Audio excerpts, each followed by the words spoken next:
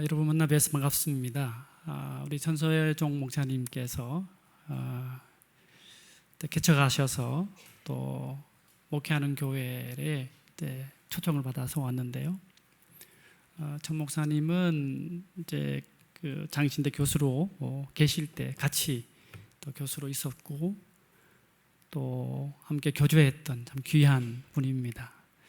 참 시대가 어렵고 또 교회가 힘든 시대이기 때문에 교회를 개척하고 사역을 한다는 것이 얼마나 힘든지 잘 압니다. 제가 신학생들을 가르치고 그들의 이야기를 들었기 때문에 또 알고도 있고 또 우리 시대 한국 교회의 현실이 그만큼 힘들다는 것을 보여주고 있는데, 그러나 하나님은 많이 모이느냐 적게 모이느냐 누가 모이는가 보다도 참여하는 사람이 얼마나 하나님을 사랑하고 진심으로 하나님 앞에 기도하고 그 안에서 그리스도인의 참된 사랑이 있고 참된 기쁨이 있는지를 보십니다.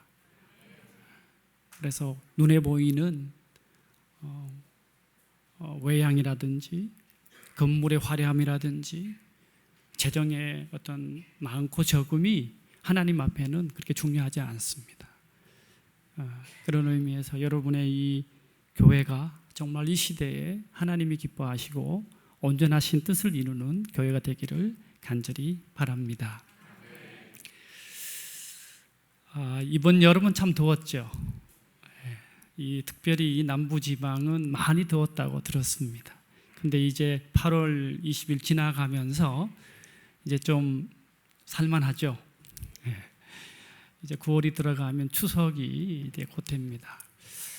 추석 때가 되면 저는 참 돌아가신 할머니 생각이 납니다. 꽤 오래되었는데요. 할머니께서는 구남 일녀를 두신 분이셨습니다. 아들만 9입니다. 구남 일녀를 두시고 또 신앙 2세대로서 할아버지와 함께 교회를 섬기시고 자녀들을 양육하신 귀한 분이셨습니다. 참 지혜롭기도 하고 또 그 시대가 참 어려운 시대였으니까 억척스럽게 사신 분이었습니다. 그런데 할머니를 기억하면 제 마음에 지금까지 남아있는 것은 참 할머니께서 보여주신 사랑, 손주를 향한 사랑을 저는 지금도 간직하고 있습니다. 제가 장손입니다. 그러니까 장손이니까 이 장손에 대한 사랑이 또 특별했습니다. 할머니는 다니는 곳마다 제 자랑을 했어요. 그래서 그 자랑이란 것이 특별한 자랑이라기보다는 손주가 너무 예쁘니까 하는 자랑이겠죠. 열심히 공부한다, 착하다, 할머니를 잘 도와준다, 그런 자랑이었는데요. 그런 자랑을 들으면서 자랐습니다. 때로는 좀 쑥스럽기도 했습니다. 동네방네 자랑을 하니까 말이죠. 제가 이제 고등학교 때는 이제 자취를 했습니다. 이제 조금 시골이라서 태어난 곳이, 그래서 제가 경주에 고등학교를 다녔는데 할머니와 자취하면서 할머니가 참 음식도 맛있게 해주시고 또 어릴 때는 시장에 가면 딱 가면 어떤 말씀을 하시냐면 이 집에서 제일 좋은 옷 달라고. 시골의 그 지역에 가게가 크게 비싼 건 없었겠지만 어쨌든 가장 좋은 것을 사주시려고 하는 그 할머니의 마음을 지금도 간직하고 있고, 또 참 손주를 자랑스러워 하시면서 기도하고 계속해서 사랑으로 함께 해주신 것을 이제 추석 때만 되면 이제 기억이 나는 겁니다. 아마도 그 할머니의 기도와 사랑이 있었기에 오늘 제가 이만큼 오지 않았나 그런 생각을 합니다. 여러분, 누군가가 여러분을 자랑한다는 것은 귀한 일입니다. 좋은 일이에요. 물론 스스로 본인이 느끼기에 나는 별로 자랑할 것이 없는 것 같다고 생각할지라도 만약 여러분을 보면서 그 사람 때문에 내가 참 너무 흐뭇하다, 그런 자랑을 만약에 한다면 어떻습니까? 여러분 기분이 좋죠. 누군가의 자랑거리가 된다는 것은 참 좋은 일인 것 같습니다. 어떤 사람들은요, 자기 자신을 자랑합니다. 예. 자기 자랑에도 한 두 가지 종류가 있는 것 같습니다. 첫 번째 종류는 뭐냐면 과시하는 자랑입니다. 자기가 잘난 거, 뭐 자기의 뭔가 그런 것들 자랑합니다. 그런데 잘 그런 자랑을 들어보면 뭐 자랑이 사실일 수도 있는데 어떤 자랑은 나중에 듣고 보면 사실과 다른 자랑을 하는 경우를 봅니다. 그걸 이제 허풍이라고 그러죠. 뭔가 열등감이 있으니까 자랑할 수도 있겠고요. 어쨌든 이 과시로서의 자랑은 그렇게 바람직한 것은 아닌 것 같습니다. 두 번째 종류 자랑이 있습니다. 그것은 자부심으로서의 자랑입니다. 영어로 뭐 말한다면 프라이드죠. 자긍심. 또 다른 말로 하면 자존감으로서의 자랑입니다. 자기 자신에 대해서 뭐 교만하다는 뜻이 아니라 자신의 어떤 삶에 대해서 생각할 때에 뿌듯하게 생각하는 그런 자랑이 있습니다. 그런 자랑은 참 좋은 것 같아요. 그것에 너무 교만하거나 과시하지 않고 나의 존재 자체에 대한 감사, 기쁨이 있다면 얼마나 좋은 것이겠습니까? 제가 이제 목회 상담을 가르치다 보니까 이제 심리학을 이제 좀 가까이 접하게 되는데요. 이 심리학에서 뭐 교류 분석이라는 심리학에서 4가지 종류의 그 삶의 자세를 이야기하는데 아주 오늘 우리 그리스도인들도 잘 좀 새겨 듣고 좀 우리 자신을 생각해 보아야 할 그런 이야기라는 생각이 들어서 좀 나누고 싶은데요. 첫 번째 삶의 자세는 자기는 긍정하는데 타인은 부정하는 그런 삶의 자세가 있습니다. 영어로 말하면 I am okay, you are not okay. 나는 옳고 당신은 틀렸다. 그런 태도입니다. 이런 사람들은 어떤 특징이 있겠습니까? 나는 옳고 나는 바르기 때문에 좀 다른 말로 하면 자기 잘난 맛에 사는 사람입니다. 자기 생각이 옳다고 주장합니다. 타인을 깔봅니다. 무시합니다. 독불장군처럼 살아갑니다. 그 사람을 누가 좋아하겠습니까? 어떤 문제가 생기면 자기는 속 빼고 다른 사람 탓을 돌립니다. 자기는 긍정하는데 타인을 부정하는 삶의 자세, 그렇게 바람직하지 않습니다. 두 번째는 자기는 부정하고 타인은 긍정하는 삶의 자세가 있습니다. 아까 첫 번째 모델과는 좀 정반대입니다. 이 사람들은 자기 자신에 대해서 굉장한 열등감을 갖고 있고 또 자기 자신을 때로는 비하하기까지 합니다. 타인을 의존하고 타인의 생각에 쉽게 동조되고 자기의 주관이 없는 사람. 어찌 보면 자기 자신에 대해서 굉장히 초라하게 생각하는 그런 사람이 있습니다. 물론 자기 자신을 겸손하게 생각하는 건 좋겠지만 자기의 존재 자체를 부정하는 것은 그렇게 건강한 삶의 태도는 아닐 것입니다. 세 번째 삶의 자세는 자신도 부정하고 타인도 부정하는 사람입니다. I am not okay, you are not okay. 이런 사람들은 가장 불행한 사람입니다. 나도 인정하지 않고 타인도 인정하지 않다 보니까 어떻습니까? 삶에 대해서 에너지가 없습니다. 비관적이고 그리고 어찌 보면 이런 사람들 우울에 빠질 수도 있고 삶에 분명한 어떤 목표도 없는 그런 부류의 사람이 이제 세 번째 부류입니다. 네 번째 부류가 있습니다. 여러분이 그런 부류이기를 원합니다. 자신도 긍정하고 타인도 긍정하는 사람이죠. 나의 나됨을 인정하는 만큼 타인을 또 인정해 주는 사람, 더불어 함께 살아가는 사람. 여러분 어떻습니까? 여러분은 어떤 유형에 속합니까? 자기 자신에 대한 분명한 인정과 함께 타인을 함께 인정할 수 있을 때 아름다운 공동체를 이뤄갈 수 있을 것입니다. 그런데 여러분, 이러한 자기 긍정, 타인 긍정도 중요하지만 정말 중요한 자랑이 있습니다. 이것은 영원한 자랑이고 우리가 놓쳐서는 안 되는 자랑입니다. 그것은 바로 오늘 성경 말씀에서 하고 있는 자랑입니다. 오늘 우리가 시편 34편을 읽었는데요. 시편 34편은 다윗의 시죠. 그 2절을 한번 주목해 보겠습니다. 2절에 뭐라고 그랬습니까? 내 영혼이 하나님을 자랑하리니. 이 다른 번역으로 보면, 영어 번역으로 보면 내 영혼이 하나님 안에서 자랑하리니, 이렇게도 번역할 수 있어요. 하나님을 자랑하는 사람, 그리고 우리의 삶의 자랑이 어떤 나의 성취라든지 나의 어떤 부라든지 내가 갖고 있는 지위 때문에 내 자신을 자랑하는 것이 아니라 내가 하나님의 자녀가 되었기 때문에, 하나님 안에 있기 때문에 그런 바른 마음으로 자랑할 때, 그것이 바로 하나님 안에서 자랑하는 것일 겁니다. 제가 이제 말씀을, 시편을 참 좋아하는데요, 시편을 묵상하다가 이 말씀이 너무 다가왔습니다. 내 영혼이 여호와를 자랑하리니. 여러분은 하나님을 자랑하고 계십니까? 이 다윗이 왜 하나님을 자랑했을까? 오늘 말씀을 우리가 읽었는데 보면 이 자랑에 분명한 이유가 있습니다. 오늘 말씀 그 표제어를 보면요, 이렇게 되어 있습니다. 다윗이 아비멜렉 앞에서 미친 채 하다가 쫓겨나서 지은 시라고 되어 있죠. 그 배경이 이렇습니다. 이 다윗이 사울 왕으로부터 죽음의 위협을 받았습니다.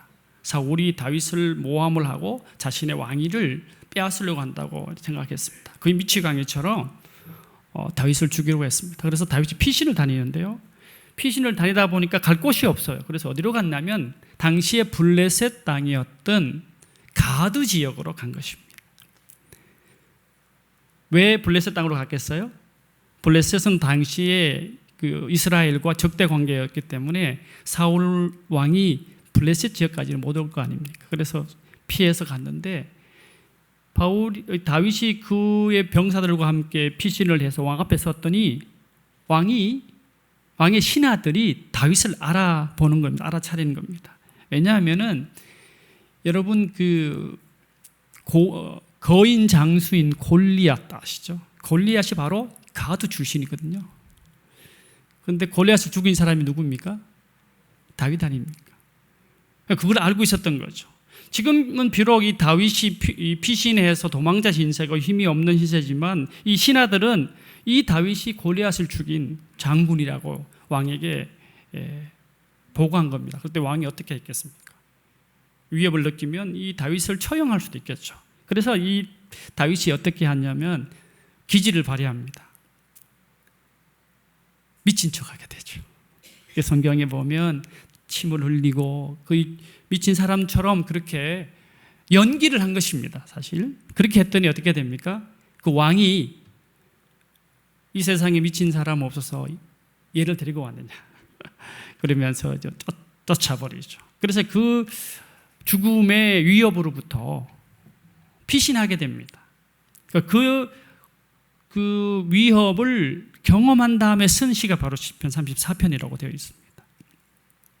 다윗의 일생을 한번 돌아보면 그런 수많은 위협 속에 있었습니다. 사울 왕으로부터, 나중에는 자기 친아들인 압살롬으로부터 죽음의 위협에 있었죠.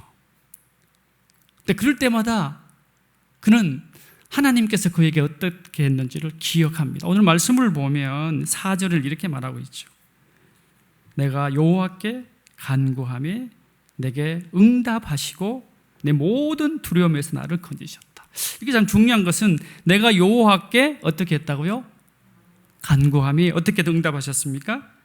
두려움에서 건지셨습니다. 이게 이제 다윗의 고백입니다.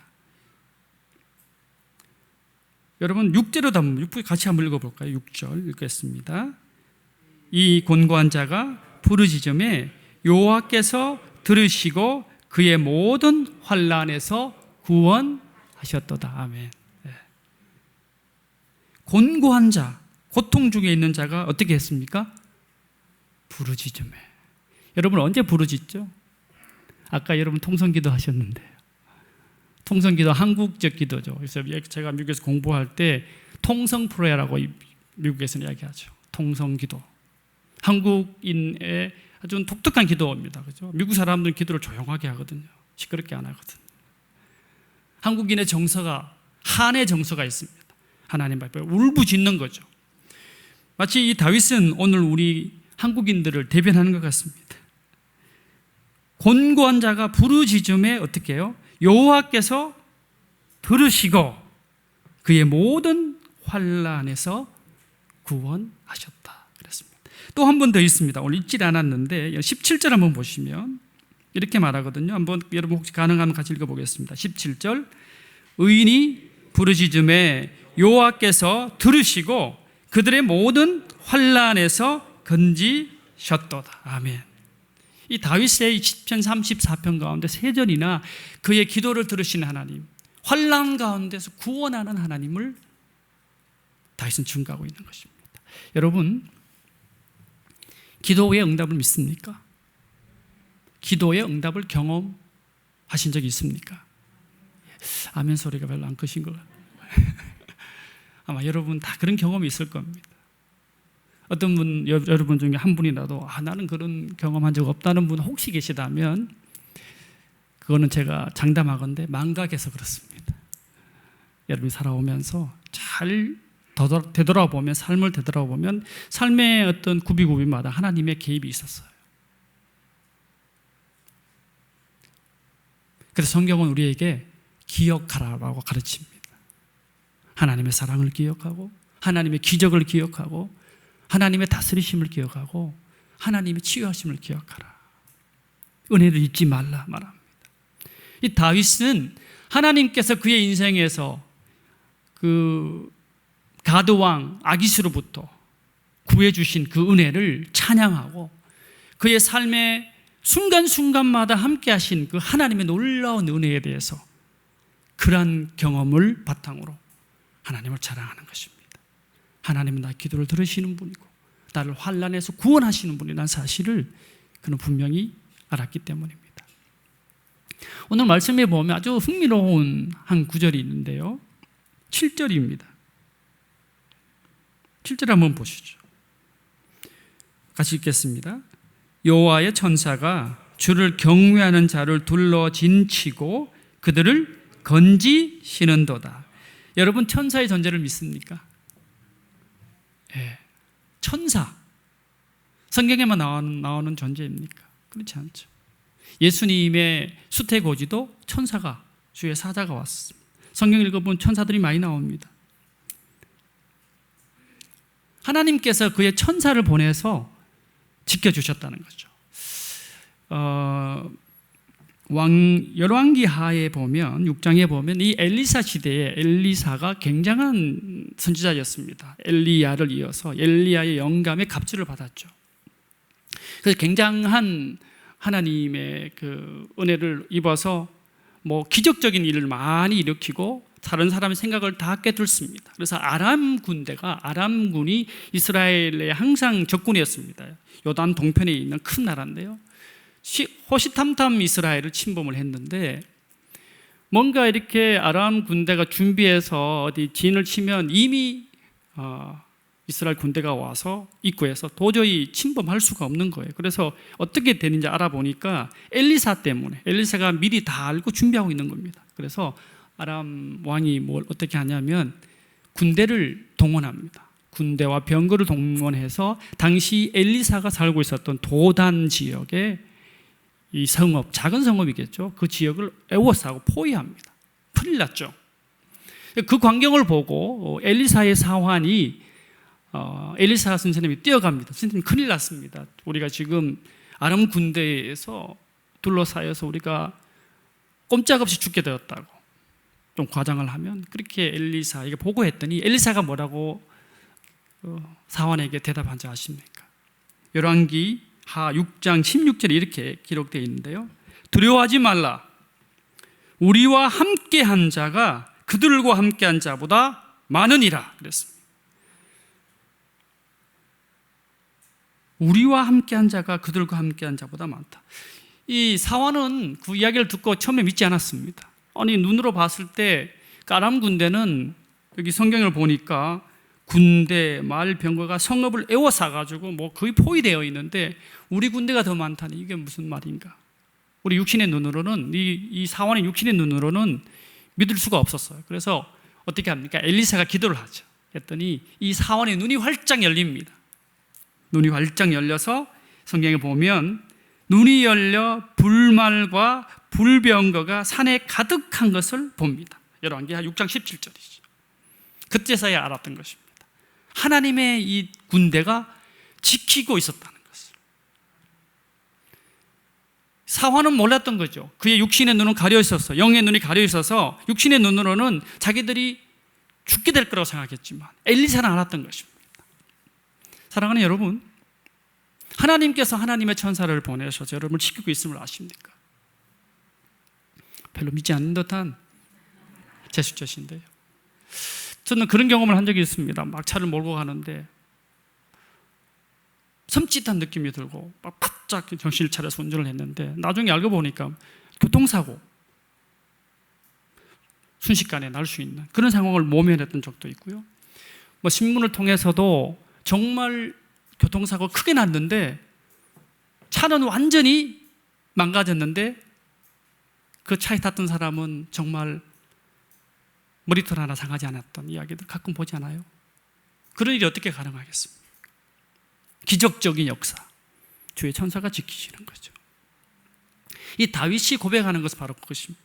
주의 천사가 주를 경외하는 자, 다 지키는 건 아닌 것 같습니다. 주를 경외하는 사람, 하나님을 진심으로 믿는 사람, 그런 사람들을 지키신다는 거죠. 그러므로 다윗은 하나님을 자랑하는 것입니다. 하나님 안에서 자랑하는 것입니다. 오늘 말씀 가운데 또 이 다윗이 말하고 있는 것은 여호와의 선하심을 그는 경험했다고 말합니다. 여러분 오늘 말씀 8절을 한번 주목해 보십시오. 같이 읽겠습니다. 너희는 여호와의 선하심을 맛보아 알지어다. 그에게 피하는 자는 복이 있도다. 아멘이죠. 하나님의 선하심을 어떻게 해요? 그냥 아는 정도가 아니라 맛보아 아는 것입니다. 여러분 음식을 드시잖아요. 점심 드실까? 음식 맛있죠? 음식의 맛을 우리가 맡기 위해서는 우리가 우리 혀에서 이런 효소도 작용하지 않습니까? 하나님의 그 선하심을 그냥 피상적으로 우리의 어떤 머리로만 이해하는 것이 아니라 그 하나님의 선하심을 구체적으로 삶 속에서 맛보는 것입니다.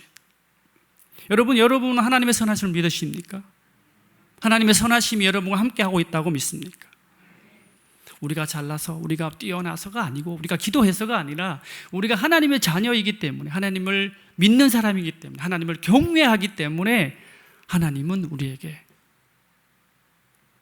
인자를 베푸시는 것입니다. 예수 그리스도를 보내주셨고 우리의 이 어렵고 척박한 이 시대 가운데도 이만큼 살아갈 수 있는 힘과 건강을 주신 것입니다. 그래서 시인은 노래하고 있습니다. 내가 여호와를 항상 송축하며 내 입술로 항상 주를 찬양하리이다. 자, 여러분 제가 이 교회 와서 참 좋았던 거는 이 찬양대 항상 불도 멋있으시고 참 이 찬양이 너무 좋더라고요.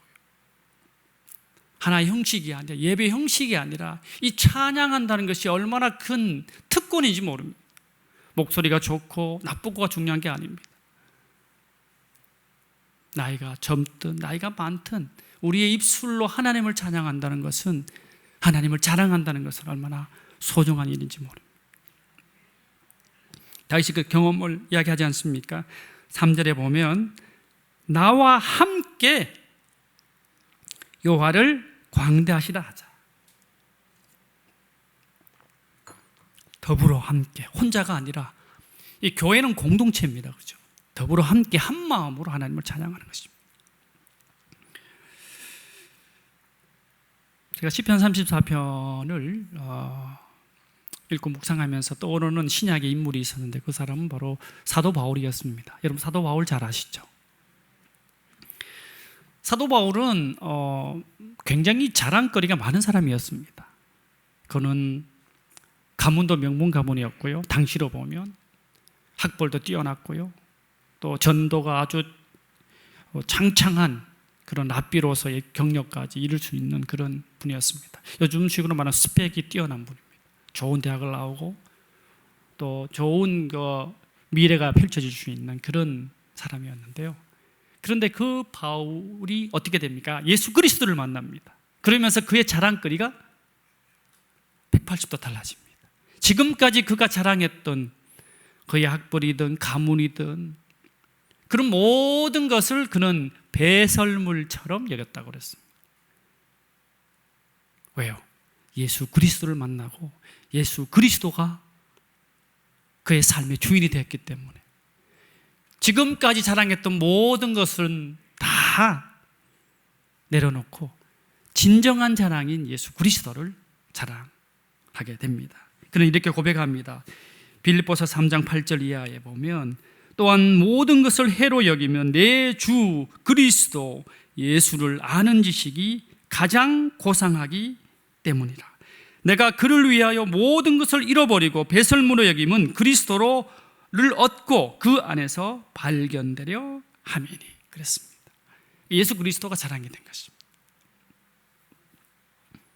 이 예수 그리스도에 대한 자랑은 자신이 가졌던 세상적인 자랑과 비교가 되지 않는 그런 자랑이었기 때문입니다. 그리고 또한 그는 뭘 자랑합니까? 약한 것을 자랑합니다. 여러분 보통 자랑하면 좀 잘난 거 자랑하잖아요. 그렇죠? 좋은 대학을 갔고 뭐 좋은 집에 살고 뭐 그런 것들을 자랑하는데 이 바울은 약한 것을 자랑하겠답니다. 여러분 약한 거 자랑하십니까? 왜 이 바울은 자기 약함을 자랑합니까? 그런 알았던 것이죠. 자신이 약할 때 그때 하나님의 강함이 역사하기 때문입니다.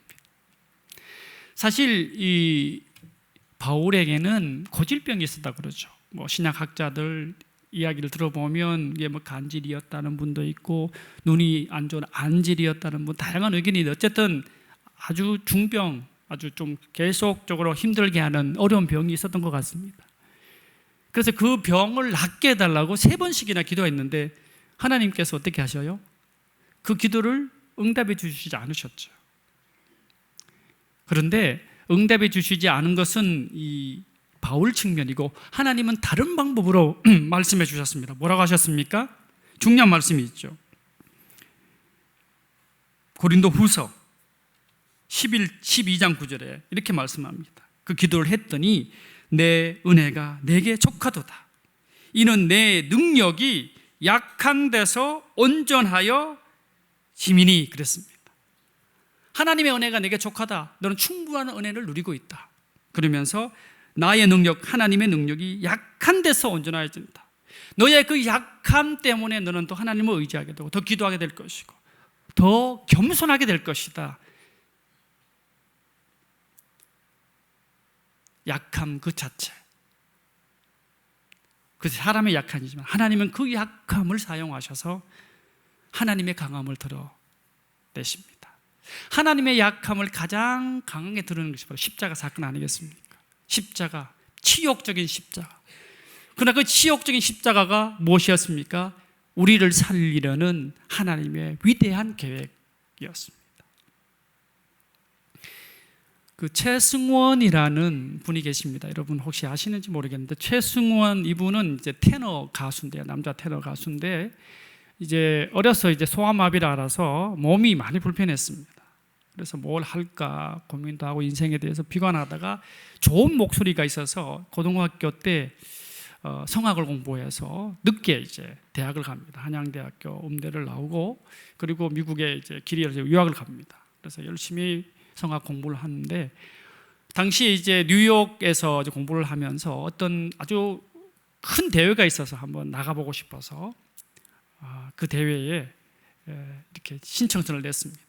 처음에는 자기는 뭐 1차, 2차에 떨어질 줄 알았는데 이 전국적인 대회고 세계적인 대회니까 수많은 이제 그 성악가들이 이 대회에 참여해서 또 입상하려고 할 거 아닙니까? 1차 통과하고 2차 통과하고 3차 통과하고 이제 결승 무대가 이제 다음 날인데 바로 그 전날에 선배하고 같이 저녁을 먹었는데 저녁 먹은 게 탈이 나서 상한 음식을 먹어서 배탈이 난 겁니다. 다음날 노래를 불러야 되는데 밤새도록 설사하고 막 하다 보니까 아침에 일어나니까 힘이 하나도 없는 거예요. 그래서 자기 노래는 불러야 되고 어떡할까 하다가 어쨌든 내가 죽지 않으면 살기로 노래를 불러야 되겠다. 그래서 그 노래를 불렀다고 합니다. 그때 불렀던 노래가 페데리고의 탄식이라는 테너 아리아, 아주 아름답고 굉장히 비장감이 있는 아리아입니다. 정말 전 먹는 힘을 다해서 노래를 했다고 합니다. 그리고 결과는 어떻게 됐을까요?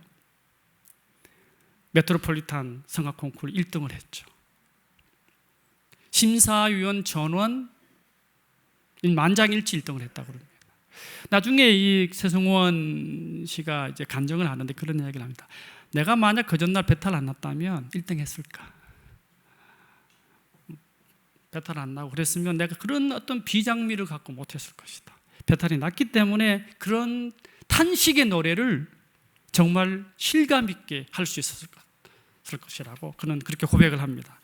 하나님의 역사가 있었다. 그는 그렇게 고백을 합니다. 자신의 약함이 객관적으로는 약함이지만 그러한 약함을 사용하셔서 더 큰 결과를 있게 하는 하나님을 최승원 테너는 간증하는 것을 들은 적이 있습니다. 여러분, 인간의 약함이 하나님의 약함은 결코 아닙니다. 하나님은 우리의 약함을 통해 역사하기 때문입니다. 바울은 그래서 그의 약함을 자랑하고 그리고 가장 약한 것 같은 예수 그리스도의 십자가를 자랑합니다. 가장 치욕적인 그 십자가가 바로 하나님의 그 놀라운 구원의 계획이 있다는 것을 그는 깨닫게 되는 것입니다. 갈라디아서 6장 1절을 보면 6절 14절을 보면 이렇게 말하죠. 그러나 내게는 우리 주 예수 그리스도의 십자가 외에 결코 자랑할 것이 없으니 그랬습니다. 예수 그리스도의 십자가 외에 결코 자랑할 것이 없다. 왜요? 그 십자가가 우리를 영원한 멸망으로부터 구원하는 하나님의 통로였기 때문입니다. 다윗은 자신을 위기에서 건져주신 하나님, 선하신 하나님을 자랑했다면 바울은 가장 약한 것처럼 보이는 십자가를 통해서 구원을 주시는 하나님의 지혜를 자랑했습니다. 여러분에게 묻습니다. 여러분의 자랑은 무엇입니까? 여러분은 무엇을 자랑하면서 살아가고 있습니까? 건강을 자랑하고 있습니까? 여러분이 갖고 있는 물질을 자랑하고 있습니까? 지식을 자랑하고 있습니까? 아니면 자녀를 자랑하고 있습니까? 우리의 자랑이 달라져야 할 것입니다. 나의 의에 근거한 자랑, 그 자랑은 오래가지 않습니다. 왔다가도 금방 사라집니다. 건강 생각해 보십시오. 그렇게 건강했던 사람도 나이가 들고 그러면서 약해지지 않습니까? 자랑할 게 못 돼요. 우리의 자랑이 영원한 세계를 바라보는 자랑이 되어야 합니다. 그런 자랑은 오래갑니다. 영원합니다. 진정한 만족을 줍니다. 내가 여호와를 자랑하리니. 오늘 시인은 고백합니다. 그리스도인은 어떤 사람입니까? 그리스도인은 하나님을 마음 깊이 자랑하는 사람입니다. 기도하겠습니다. 하나님, 살아가면서 우리의 지식과 경험과 건강과 물질을 자랑했다면 우리의 불신앙을 용서하여 주시고 우리의 자랑이 변화되어서 약한 것, 그리스도의 십자가, 하나님의 그 놀라운 사랑을 자랑하는 주님의 사람들 되게 하여 주옵소서. 예수님의 이름으로 기도합니다. 아멘.